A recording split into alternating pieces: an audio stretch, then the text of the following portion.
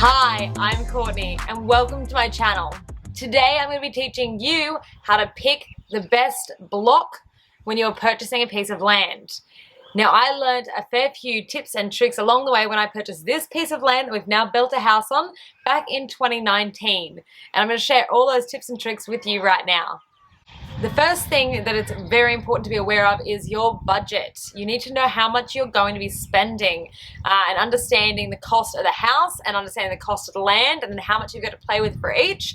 Obviously, if you're going to have a more expensive house and you've got a total budget, you might need to then have a cheaper piece of land that you're working with, and vice versa. If you choose to get a more expensive piece of land, you might need to sacrifice some things in your house build to cater for that extra balance in the costing.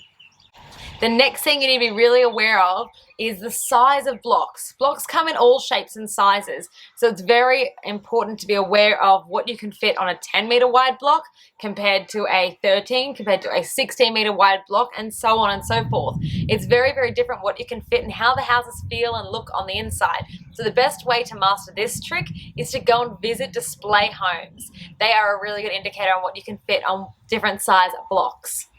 The next thing that's very important to do is understanding contours. Now, contours are how the land falls and rises through the front to the back of the piece of land. So if your block is very steep and slopey, then it is going to be more difficult to build on, and it's going to require either more cut and fill or retaining, or more cost just adding up from dealing with that slopiness. So the flatter is better. The next thing you want to be aware of is your utilities. What connections are available at your block of land?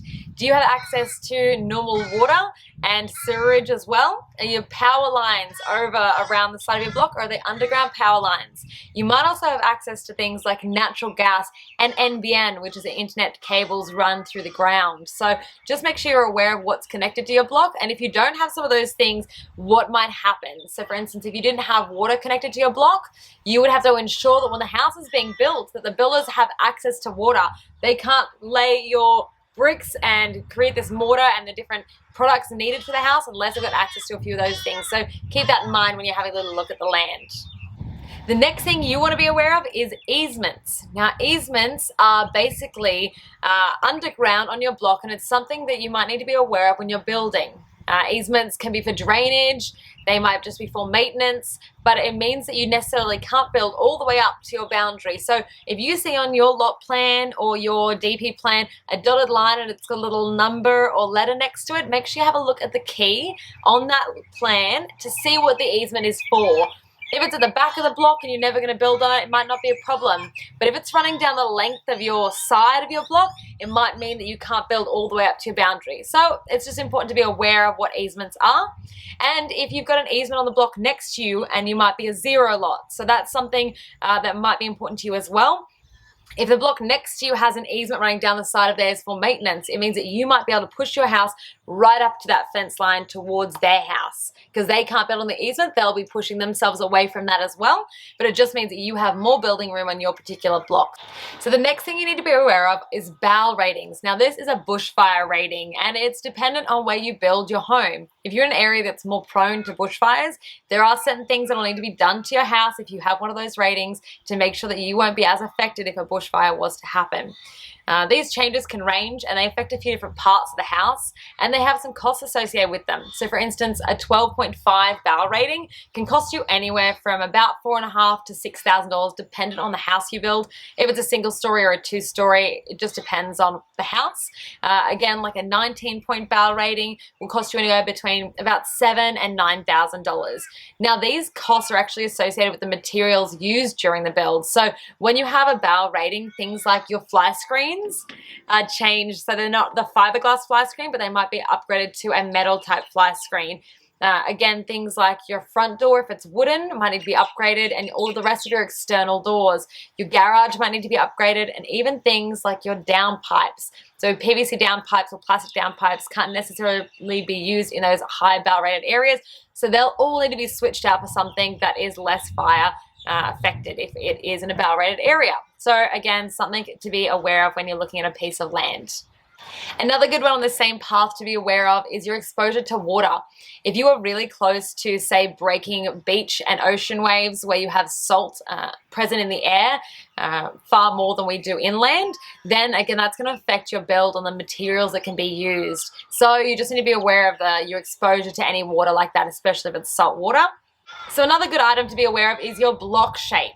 Now, most houses these days, as we know, are squares and rectangles. But if you are looking at a block that is a triangle or another odd shape, then it's not necessarily going to be easy to fit a house on there. So just be aware of your setbacks and how much of that land is actually usable, buildable space. You don't want to buy a block of land and then find out that you can't build all the way to certain boundaries. So again, odd shapes can be a very important one to know where you can actually build on the block.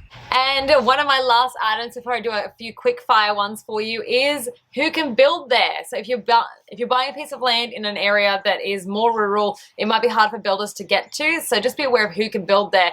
Maybe the builder that you want to go with doesn't actually build in that area. So just make sure you're asking the question when you're looking around at the builders if they go to that particular area you're looking to build in. All right, so I'm going to do a few more quick fire items for you on things that I want you to be aware of when you're looking at blocks of land, just to know how they might impact your build. So be aware if there are trees on your block, especially if they are bigger trees, and the requirements with the local council to get those trees knocked down. That can definitely cause you a few pains if there are some big trees, especially if they're natives. The location of the actual block itself. Is it a quiet street or is it a busy street? Is a street a main road and they're going to have to stop the traffic when they're bringing your frame in for your actual house? So it's going to cost you some money. What amenities are close by? Is there a school, a shopping center, public transport? All these things are very important when you're reselling your house as well. But is your block close to family members perhaps, or is it close to your workplace? These are things you might want to take into consideration from a personal perspective. Is the land flood affected at all, and might that increase costs in certain areas? And how much of the land is actually usable? Is the land got more setbacks or unusable space to it as well, that it's not really worth as much as you initially thought it might be worth? Is the block registered or unregistered? Now that's a really big one, understanding your timeline and when you can build on the block of land. If your land is unregistered and you can't build on it for 12 months, then that is really going to affect things in your timeline. So just be aware of those things as well. If you guys want me to make any more videos on those particular topics and diving into more detail, please just leave a comment down below, as I'd love to tell you a little bit more about my experience in any of those areas. Before you leave today, don't forget to let me know if you actually like this video by giving it a thumbs up. And if you want to see more of my content, feel free to subscribe. I would love to have you around. For my loyal subscribers that I've had around for a while, thank you so much. I look forward to sharing some more with you soon. I'll see you on the next one. Bye for now.